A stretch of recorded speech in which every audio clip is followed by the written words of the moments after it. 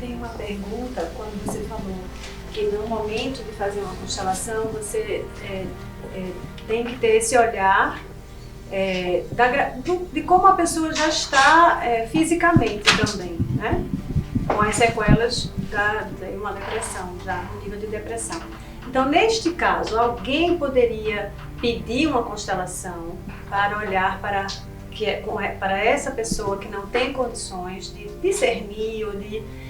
Isso teria um fundamento? Sim. Desde que tenha a permissão da pessoa? Sim, exato. Mesmo, por exemplo, uma criança que não tem condições de discernir, os pais podem e podem constelar, podem e devem constelar por esse filho, né? Se tem um irmão, mas seja adulto, mas está na UTI, então ele não está em condições de decidir. Então eu posso estar lá e ele não estava em sã consciência, não pude nem fazer essa pergunta, mas eu gostaria de consultar, né? Então tem essas possibilidades. Agora, um quadro de uma pessoa com depressão ou com transtorno bipolar, às vezes, exemplos, eu quero fazer, eu já paguei, mas não tenho energia para ir, eu não quero ir, toda vez aí vai, desiste. Tem uma opção, você não quer, tem a permissão. Então, olha, manda sua esposa, manda seu irmão ir, já tem a permissão, né? Então a gente pode, através desse, o que a gente chama dessa antena, abrir esse campo, desde que tenha autorização. A ciência e a autorização da pessoa. Isso, exato. E mesmo, por exemplo, para que, enfim, a criança ou mesmo a pessoa lá que está lá na UTI que não pôde decidir,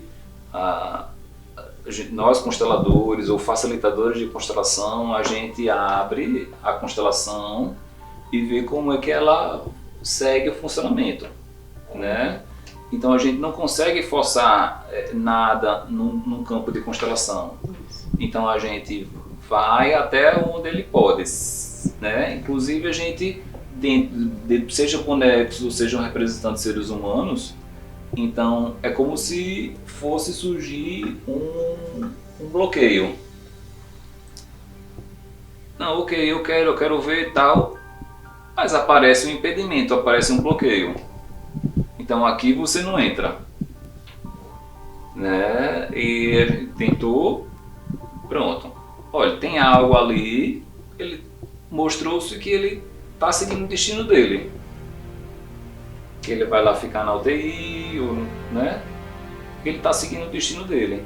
Que de alguma forma, ou ele, ou o campo aqui dele, não permite a gente adentrar. Então a gente tem como saber, né? Pode a gente até tentar. O que a gente não pode é, por exemplo, chega uma esposa, aí eu quero constelar meu marido. Porque ele... Certo, aí você quer que seu marido constele, mas ele quer constelar, ele tem autorização, então a gente tem como avaliar se é de fato a constelação para o marido. Ou se é apenas uma curiosidade ou querer pelo outro. Ou querer pelo outro se o outro não está disponível e o outro não quer. Eu disse, olha, vamos fazer o seguinte, eu acho que você está entendendo, não está entendendo direito o que é constelação. Você quer olhar para o conflito, você está com um conflito com seu marido. Está reclamando, o que é que está lhe incomodando? Você quer olhar para o seu incômodo, a gente pode constelar dessa forma. Mas, porque seu marido é preguiçoso, você quer olhar para a preguiça do seu marido, então ele tem que vir, eu tenho que conversar para saber se ele tem alguma queixa, tem algum incômodo, né? De repente queira constelar. Eu acho que o que eu poderia acrescentar em termos de constelação, a gente não precisa também só constelar com projeção em pessoas, em bonecos, em cavalos. As projeções elas ocorrem espontaneamente, independente de a gente saber que estamos projetando. Então o que é importante para os médicos saberem? Que os pacientes estão projetando nos médicos. E os médicos, se não tiverem cuidado, vão projetar nos pacientes. E vão comprar essa projeção, aumentando a ideia, talvez, de um super-herói ou de salvador. Sim, exatamente. E o que pode se enganchar aí? Né? Eu vou ser o salvador, eu vou ser o super-herói dessa depressão, desse pensamento suicida, e se engancha nesse emaranhado e de repente passa a apresentar os sintomas. Né? Isso que é importante para saber, não só para os médicos, psiquiatras, mas para todos os médicos e todas as pessoas que trabalham na área da saúde. Então, fonos, enfermeiros, fisioterapeutas, acupunturistas, ou seja, nessa questão de querer ajudar e de salvar, é importante a gente saber de uma outra lei, que é das ordens de ajuda. Eu só posso ajudar quem quer se ajudar, né? E porque aí fica, na lei do equilíbrio, fica impedido. Eu quero dar, mas o outro não quer receber. Porque o outro que quer se tratar, ele vai ter que me retribuir. Ele vai ter que me retribuir escutando as orientações, seguindo, tomando as medicações corretamente. Muito bom, muito importante.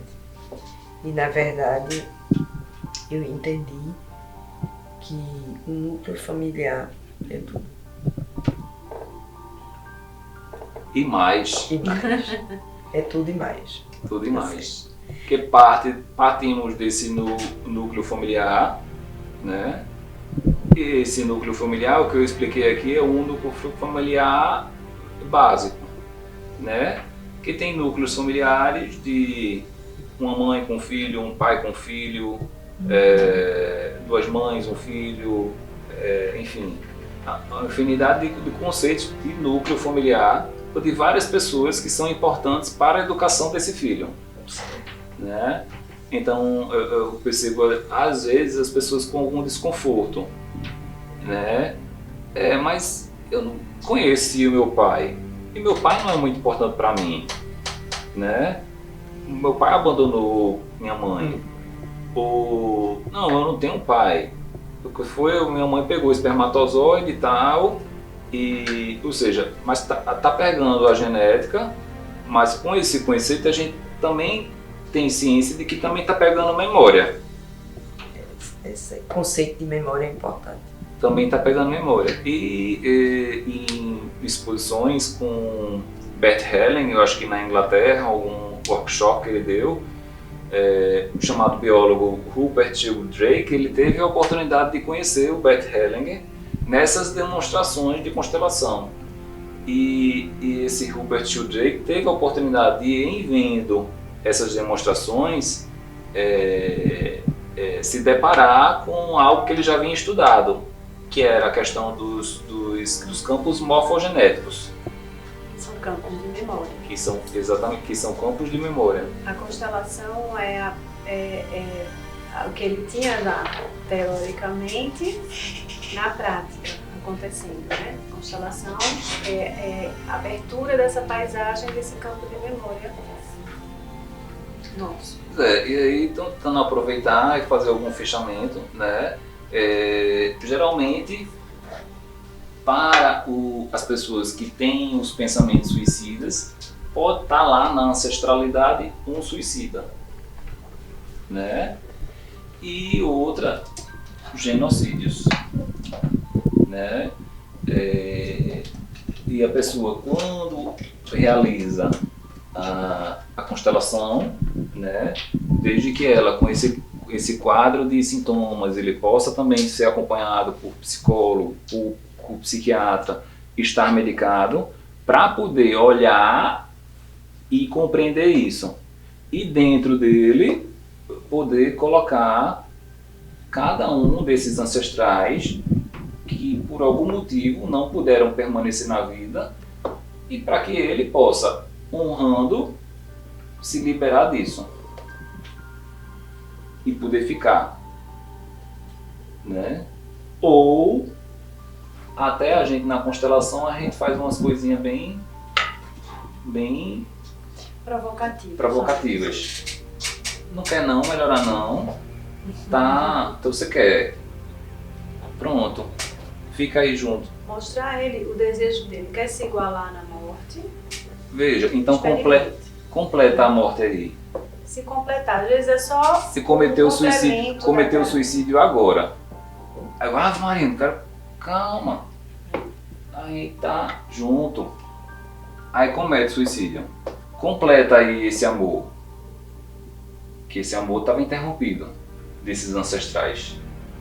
Completa aí, tá? Muitas vezes nesse momento ele completa algo dentro dele e consegue ficar de pé novamente. E consegue olhar para a vida dele. Que ele antes ele estava olhando para a morte. A gente faz essas ruindades de vez em quando, provocativas, para saber se ele realmente quer a morte ou se ele quer a vida. Muito bem. E quando a gente fala de cura, a questão de cura é muito ampla, né? A gente imagina uma questão, por exemplo, de um câncer terminal.